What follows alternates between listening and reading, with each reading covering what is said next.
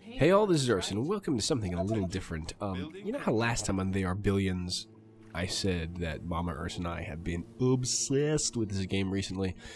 Yeah, so we have. What I'm going to bring you is kind of a bit of a campaign that we played effectively with our heads together. So I'm going to do this narration ex post because we kind of hit upon the idea to record it because we were spending hours on this damn thing. It was bringing some fun content from stuff that we were doing and working hard on that would be fun to watch on the channel. So Mama Ursa and I are putting our heads together on this. You won't hear her voice because we didn't record our audio during this. We just didn't have the situation or the ability or the time to do so. Primarily things were sleeping and we couldn't really do it. Yeah, that was kind of the situation at hand. So I'm doing this ex post, so forgive me if the explanation is a little wonky here and there, because I'll be trying to piece together what we were talking about before a little bit, which is part of the fun. And also, we'll be, like I said, not hearing from Mama Urs here, but know that her brain is working hard on this, just like mine was when we were trying to get this one together. So as you'll see, we're a little bit in the game. We're not at day 1, we're at day 36, which is roughly after the 3rd Horde or so. You know, when you get a bad start in this game, sometimes you die early and it's not really fun to watch, so we kind of didn't really hit upon the recording idea until a couple turns in, and like, hey, this one will actually be going pretty well. So roughly what we're looking at here is that we started there with Command Center. First 2 hordes are relatively simple. We have some pretty good chokes. We expanded this a little bit slowly at first. We had trouble kind of breaking out, but then we kind of claimed this big area pretty aggressively.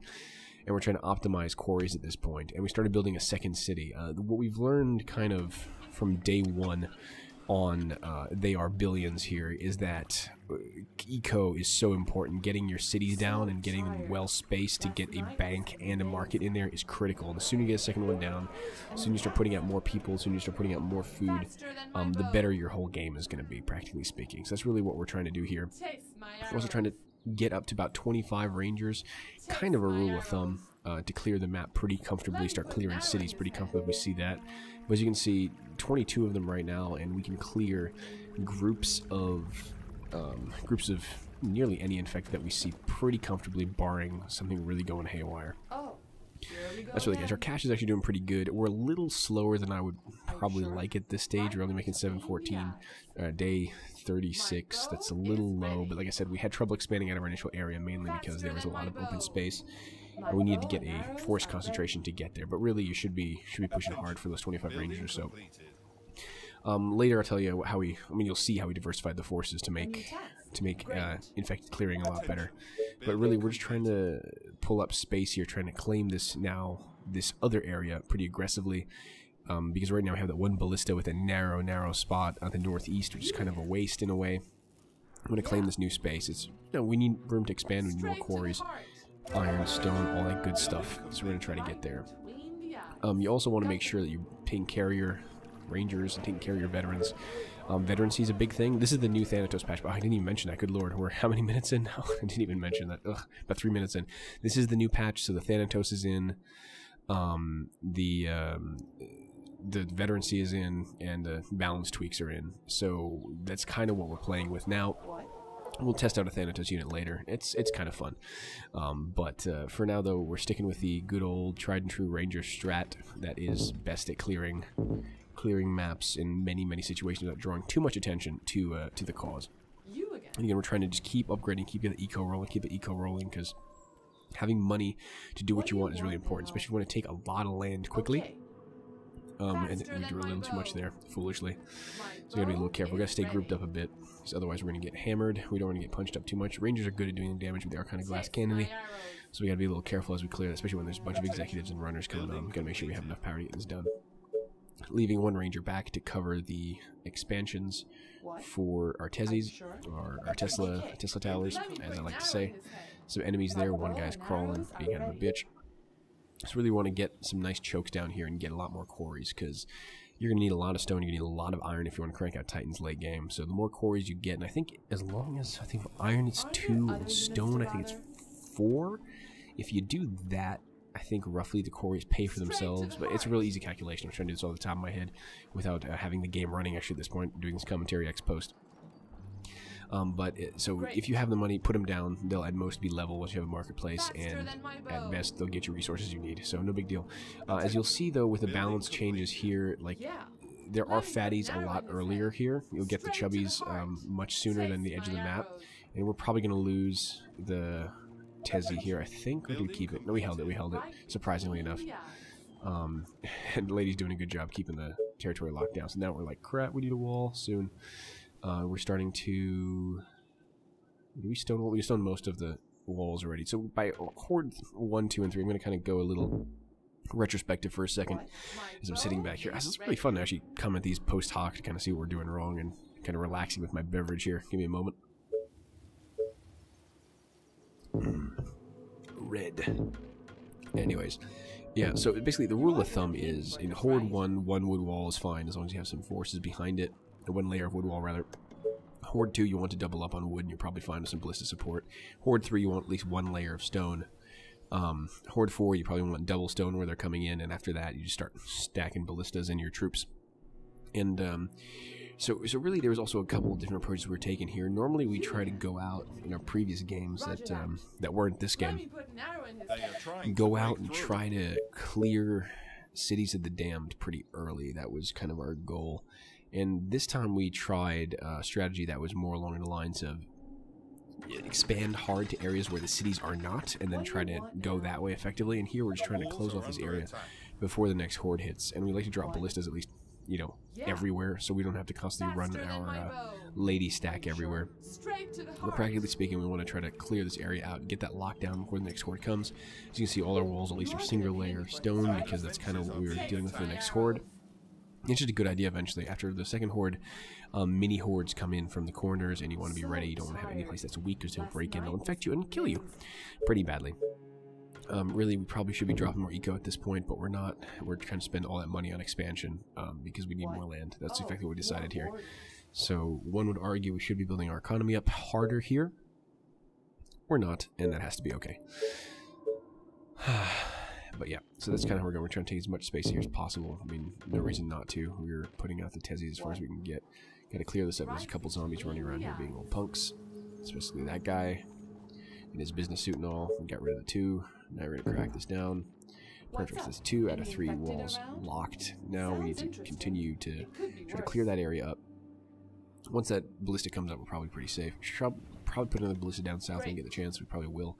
You really generally want a ballista at nearly every front. I mean, I'm talking, this is, I should probably say this is on 100% difficulty, so if you're playing like, you know, you're super elite and playing like 300, 400, 500 difficulty or whatever, obviously, you know, do what works. But for people who are learning the game, I find that 100% difficulty, kind of getting a ballista down at nearly every front is generally a pretty solid rule of thumb. As you can see, we want to get all these quarries. This is stone, this is iron, this is just a lot of resources we're going to need to expand hard and to build up our walls for the next hordes. So we're kind of trying to do that as effectively as we can with these stack of 22 ladies now. Left that 1 to guard the Tezzy. One would argue we don't need to do that because we're kind of clearing as we go. But, you know, reasons, I guess. I guess some problems expanding here, so we're just going to not upgrade. We're going to clear a wood wall. Are we going to do that? No, we're going to put one back there just to be safe. Yeah, we're going to put one to be safe. We don't want to get taken in case there's a mini horde coming. Attention. Building completed. The other advantage of having ballista nearly everywhere is that when you get pushed, if you suddenly draw way more attention than you would like, you can always draw your lady stack within range of the ballista and not really worry about them getting annihilated. You can use the ballista support and kind of use that as a fallback if things really go badly. The one thing you want to watch out for when you're putting ballistas down too, learn this the hard way, another attempt, is that you don't want to put them behind canyons or forests. They will not actually shoot over them. They'll basically block sight lines. You kind of want to draw a straight line of sight to where you want them to be able to fire. So you got to really be cautious about that, especially on small, narrow chokes. You don't want to be putting your defenses where they can't fire. That would kind of suck. So right now, like I said, we're trying to very aggressively move out here, lock this area down before the next horde comes through. So we can have a good front. Chances are they're going to hit the weakest area, and one would argue there's that warehouse quarry area. And this is the other thing about this playthrough that we found, that the warehouses were very well placed. We managed to put a warehouse in front of our major quarry area down in the southeast, you see. And that's giving increased yields on everything, including the farm. The farm is making 77 food, which is bananas, which is really, really good. Yes, but now here's a horde of executives. That's what I'm talking about. We're getting pushed a little hard. We're going to sit back, and if we get pushed really hard, we can handle this right now. And you can see we're being pushed there. You always want ballistas up everywhere. And we left that lady back there to cover that until the ballista comes up and we'll add her to the group effectively. This little banshee managed to grab a ranger who thought she was too big for her own britches out front. But in general, we've been pretty good at retaining ranger numbers, and you do want to kind of not really drop those numbers. You want to get up to that 25 stack pretty well. And then I'll tell you, like I said, what our strategy was. You'll see what our strategy was after the fact. All doing pretty good so far. As you can see, we're trying to drop the Tesla to maximize distance. We can lock this space off. Not too much of an issue. We want to minimize that expenditure right away. And it looks like a spitter. It's going to knock down the Tesla. Yep. So that's unfortunate. Spitters are the bane of my existence. Kind of the way it goes. A wasted set of resources in gold. At least it didn't get infected and spawn zombies. That's a positive, but overall, I mean, that was a pain in the ass. It's really unlucky that was a spitter. Really should check those a little better, but you know. And the one thing that this balance patch did not change, we noticed there's only double wood here. We're like, it's kind of stupid. The one thing this balance patch did not change is that, well, practically speaking, spitters are still the bane of your existence. They're still the worst things you can encounter. Fatties are okay, executives are okay, runners are okay, but spitters, banshees are still more annoying. Another one. That was just, we just can't catch a break. We were thinking the ballista would handle it, but I guess not. Banshees do damage now. Before they were just an annoying threat, but now we're just like, alright. That goes down again. We're like, are you fucking kidding me right now? But no, we lock this down. Banshees are dangerous. They're not dangerous to Titans or other stuff, but they are very dangerous to Rangers. You gotta be hell careful about those. Those are the ones that run quick. Maybe they're called Harpies. I call them Banshees just because, I don't know why. Do they even whale? I'm not even sure. But Vet Rangers are really good. They do a lot of damage. They can see further. They shoot further. It's pretty much just an all-around upgrade. No real downside, so you want to keep your fragile little ladies alive so they can start just owning face as they get more experience. And here we're just doing one layer of stone. I think we're actually going to take the second horde with one layer of stone here because I think we feel like we have a pretty good military presence. So we're going to use that to kind of control the narrative, so to speak, without upgrading double stone everywhere. Because we'll be needing stone to expand this new area. And we'll be drawing quarries like crazy everywhere. Again, we're kind of just sitting around. We probably should be doing more eco. But here we're a little concerned. Okay, that's a gap, but that's not really a gap because we're going to wall that off, so it's not a big deal. At the moment, like I said, we're just trying to make sure we clear that area so we get a double wall. I mean, I'm going to go the long way, right? That's right. Whew, that lady's damaged. This is what I'm talking about. Veteran Ranger, 1 HP. Banshees will pretty much nearly always bring a Veteran Ranger down to... There's one dead already, yep. Down to 1 HP with if you just focus them down effectively.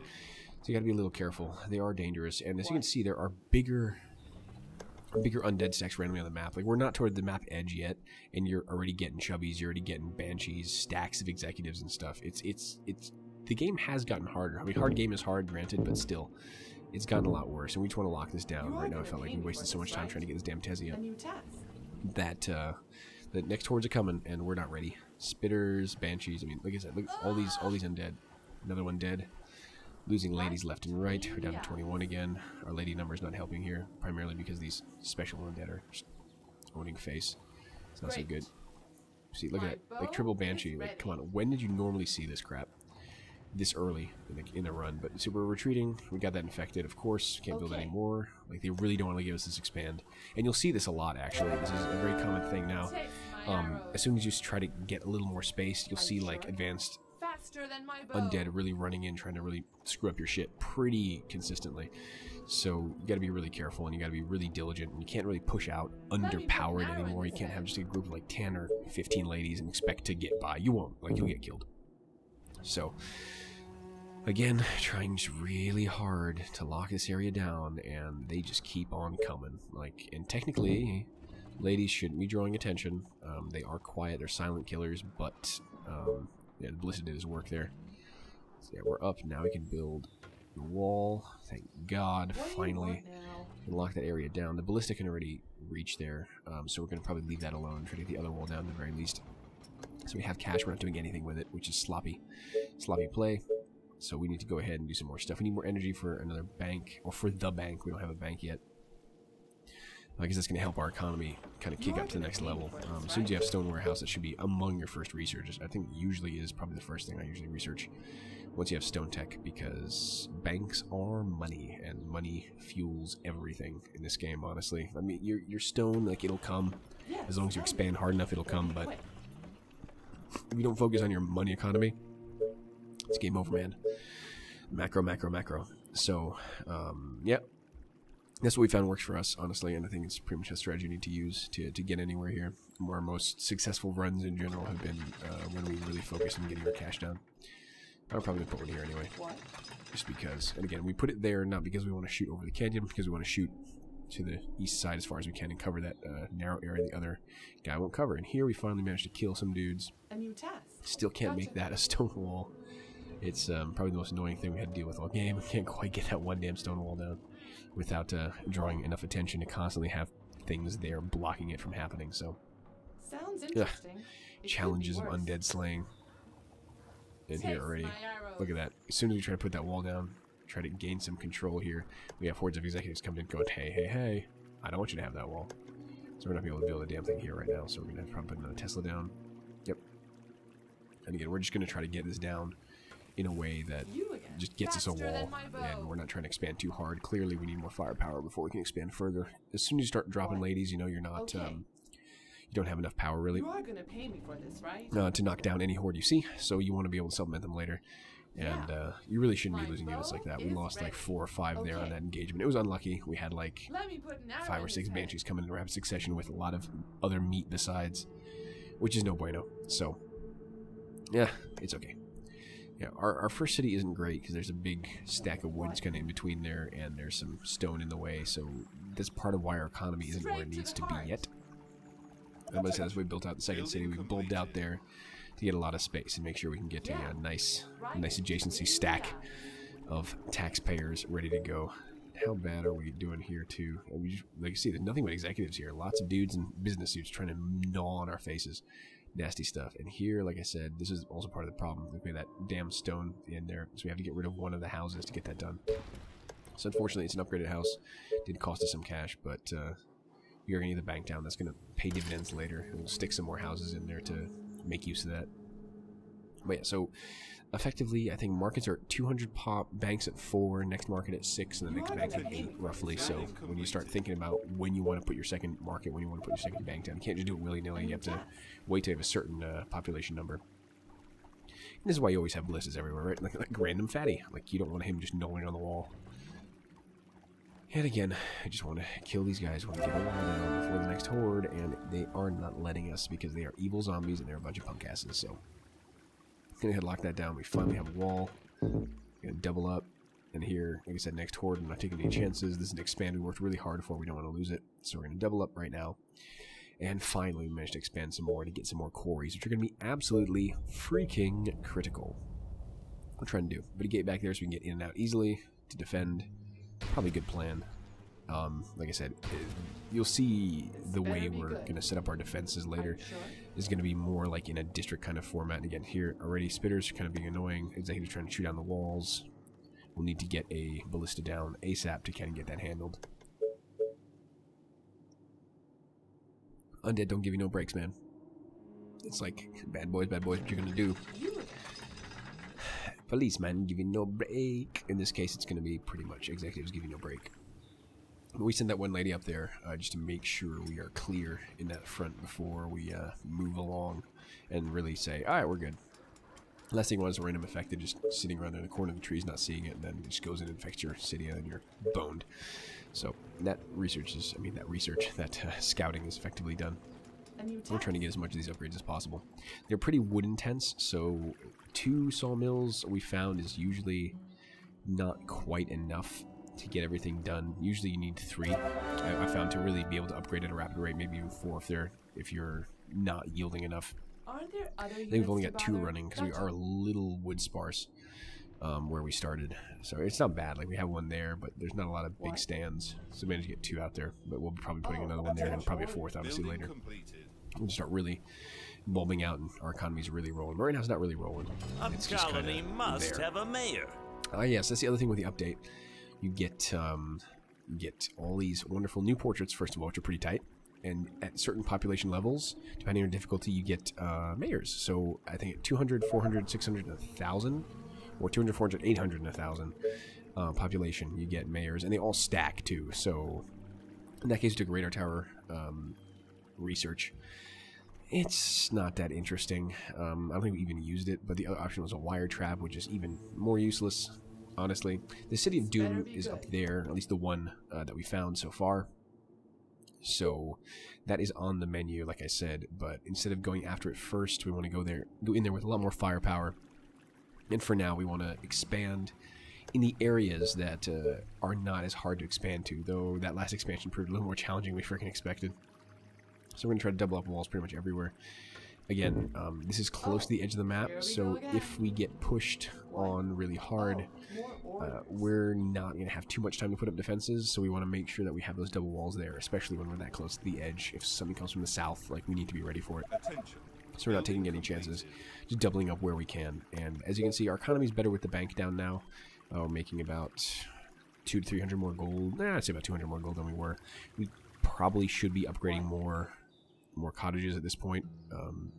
We have excess power, we have excess wood, we have excess food, so that should all be happening right now, and it's really not. We're being a little bit lazy in that respect, and a little bit sloppy, but we're feeling we're going to be pretty clear here. What are we trying to do here? I'm going to try to piece together what we're trying to pull off. We're going to double up that wall at some point, but that wasn't the priority. What are we trying to do? Researching foundry tech. We're trying to tech up already? I don't think so. Yeah, that's what we should be doing. There we go. I knew we'd figure it out. I like me. But we'll probably put down another farm pretty soon. That's one thing you got to kind of get used to too, is you start seeing yields go down, like you start getting low on power, low on food. Just do something proactively. Especially with the resources, it'll save you time.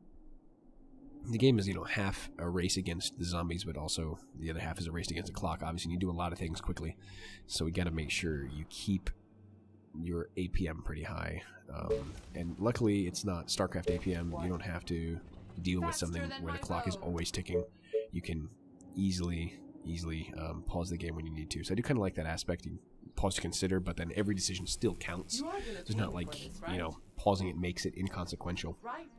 It just helps you make the right decisions when it's necessary. So I do really like that feature, because I think if it was fully in real time with this difficulty curve, it would get super frustrating super quick. Yeah, we're doubling up here, not taking any chances, making sure that we're actually walled up all the way to the wall. Don't want to leave that one gap by accident and then kind of have an undead kind of go, hey, what's up, guys? Are you feeding today? Yeah, brains. And it's game over.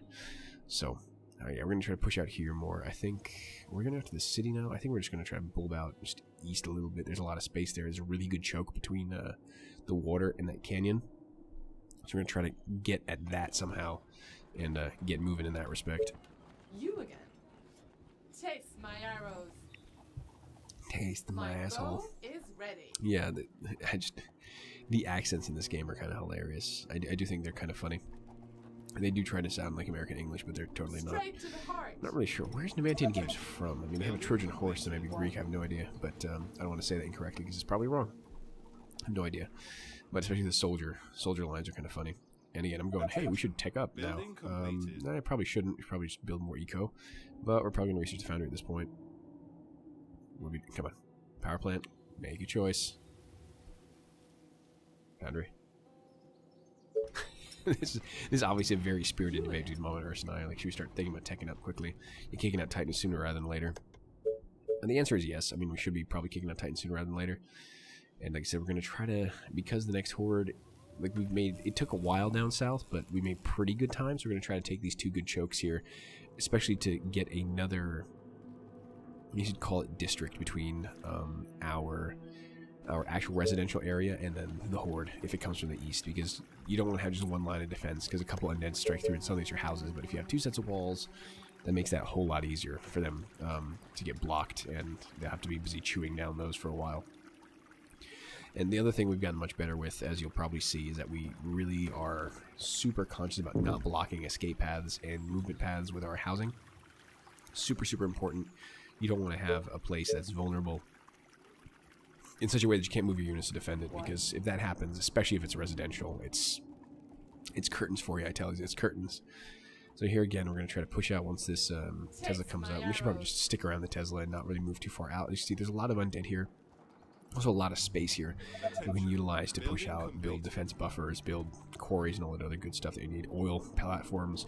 The one other change that you have in the update, I guess, not really the expansion, but the Thanatos update, is that both Thanatoses and Titans, FYI, do require oil upkeep. And we're at 600 pops. We're going to put out another market here, and obviously going to try to stack it with the bank. But as I was saying, yeah, so Thanatoses require 1 oil to maintain, and Titans require 2. So your oil income is about 10 per pool. So you either support 10 Thanatoses or 5 Titans per pool, and then you'll be level. Like, you'll never get any additional oil. So you kind of have to plan out how much you're going to expend. Do you need oil for other stuff or not?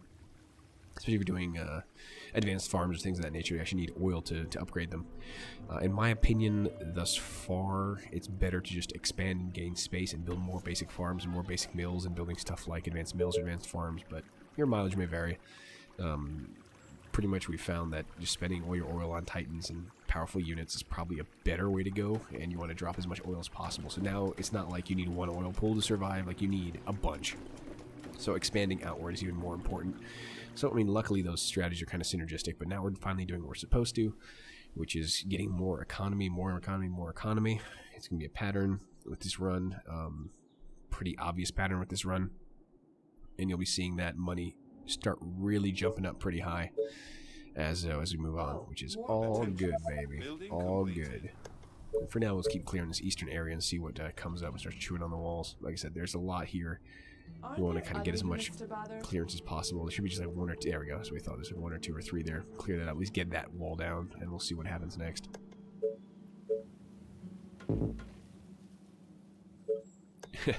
And of course, I misclick miserably because we fail at life. There we go. Double wall is good. And we're going to try to put another wall there as well. And that gives us a lot more breathing room. Because anytime you see, like, a major residential district, especially one that's next to your command center, next to only 1 set of walls. I mean, the first couple of hordes doesn't matter, but when you're looking at Horde 4, Horde 5, it's going to be ugly. And there we go. There's the next horde coming from the north, which is interesting. And they're probably going to draw some attention from the City of the Damned as well, which is not to go to City of Doom, or whatever you want to call it. So it's not really so good to be stuck there in any way, shape, or form. So we need to boogie. We need to lock this expansion down, and we need to get the ladies up there because we need fire support pretty readily. What I'm probably going to do is just lock off what we have gotten already, effectively, what we earned. Enemy's too close. We got to basically lock that down. And now we're kind of on the clock, really, to get this done, get this wall established, get a ballista down. Now we want another one north, obviously. We need one here. Yeah, that's the challenge we're talking about. Like, where do we put the ballista first? Do we cover the horde with 2 ballistas? It's probably not enough to do that alone. Or do we put down both? And the answer is we have enough money for both, so yay. Lucky we have enough power for that. We're getting really low on power. We should have preemptively put down mills already. We didn't, which was a foolish thing.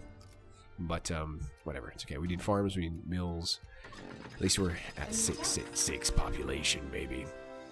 Fear the Reaper and all that stuff, so this ballista will probably help out considerably to lock this area down. Now we can probably get walls in. Yeah. Get moving, ladies. There you go. Get that wall down, lock it in, and good. So we're pretty much more or less done-ish. Ladies move pretty quickly, so we can pretty confidently get north in time, I'm pretty sure. By the time this ballista comes up near done, effectively. So we're going to double wall here? Yeah, we're going to double wall here because that could potentially swing from the north. Go down that narrow path, and then we could be in real trouble, especially if they hit the residential area. So bad scene all around. And we're like, oh shit, is that not double stone up there? It's not double stone. So once you know what direction they're coming from, it's always a good time to double up on the stone. What? Make sure they have plenty more to chew on. You'll also see that, I mean, in my opinion, I think the hordes themselves have gotten a little beefier, especially the early ones. Before, in the game, you didn't see where we got to pretty much the last horde and died. The jump was really severe. Like the 6th, 7th, and 8th hordes were not very hard at all. Like, honestly, they felt relatively easy. But then the last horde was just orders of magnitude higher than that. Not just because they came from all directions, but there was just way more substance to all of it. So the problem is that, so they kind of ironed that out a little bit. They made the other hordes harder to get you almost in a way to sensitize you to the fact that, yeah, you know, it's going to get ugly real quick. So the hordes, I think, are a little, especially later hordes, are a little harder than they were in the base game, if I'm not mistaken. But that could be his personal feeling. I don't have any calculations on that, on total effective HP or anything along those lines. We're double blisting here. Again, if they hit, if North ends up spilling over that lake and coming down here, we want to make sure we're ready for that. So we're going to discussing where to outlay that, or do we put another ballista up there, because that could be another North right there. Exactly right. Yeah. So again, doubling up stone where we think there could be a risk of invasion, and we're out of stone, so we can't do shit anyway. Again, this is just planning defenses. Our soldiers pretty much going to run interference on this side to just handle any excess undead that happen to walk in. Don't want to change that to stone right now, so we're just going to leave the gate alone. Yeah. So we're going to do that. The soldiers, I found, aren't particularly useful for clearing the map because they draw us way too much attention too quickly. And by the time you want to really clear stuff, you need more firepower. The soldiers going to be able to provide as it stands. So really, he's used to fill up gaps, like when you're kind of waiting for a ballista to come up. We haven't been using him effectively here, but he's definitely shifting his way over to the east to provide additional support. Now, what I'm going to start doing now is what I found to be a very good balance of units, and that is getting sniper support for the Rangers, because sniper support provides the Rangers the ability to do their job, which is filling everything full of arrows while the snipers pick off the high value targets. And now that the update gives you the ability to target high priority or dangerous enemies at the highest level, snipers can easily knock down, you know, executives, fatties, harpies, spitters, things like that pretty effectively. So having like a group of 25 or 20 some Rangers effectively backing up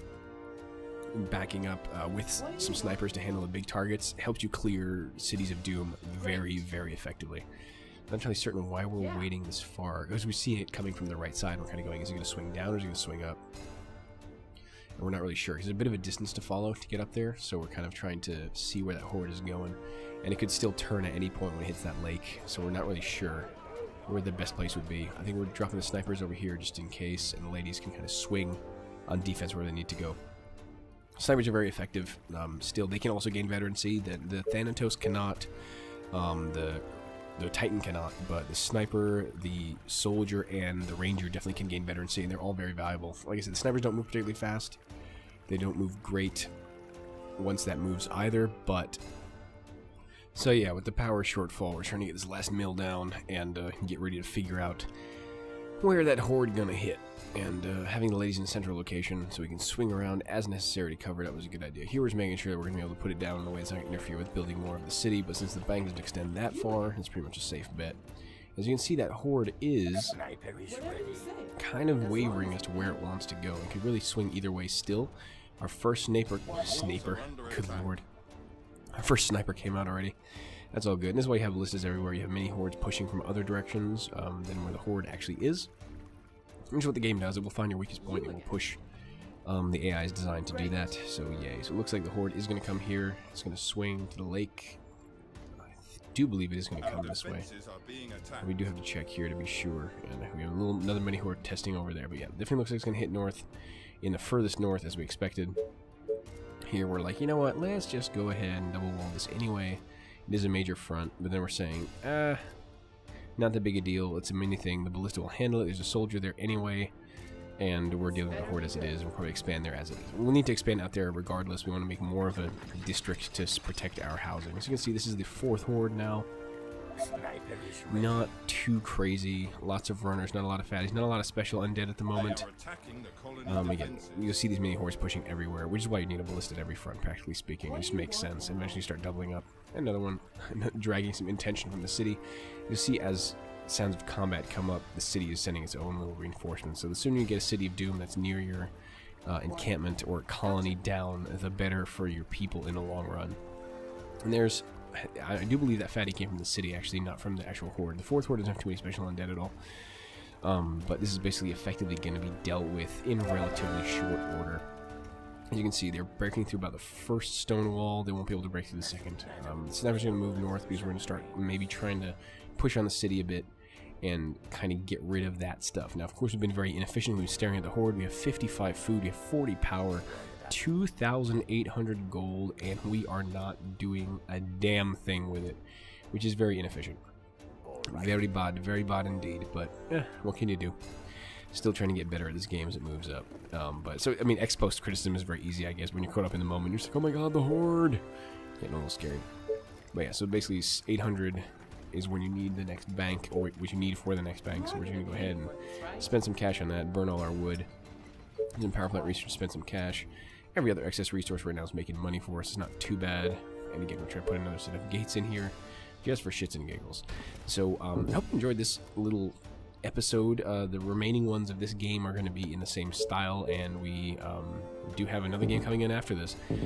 So I'll be narrating kind of ex post, kind of analyzing decisions, and kind of explaining what our thoughts were at the time as best as I remember them. Hope it's at least somewhat entertaining. I'm having fun doing this. It is a nice retrospective to see what you can improve for the next time too, as this game does have what you define as a bit of a learning curve, and Mama Ursa and I are still smack in the middle of that particular curve, but you know, that's what makes it fun. And we do love challenge on this channel. We do play some Vox Populi, we do play some XCOM, and we do love ourselves some pain, and this is just more in that kind of vein. Plus it's a really bitchin' game that came out with a solid indie developer, which I do want to support, so hey. So we see more of this. Anyway, I've been Ursa. Till next time. Till then, have fun.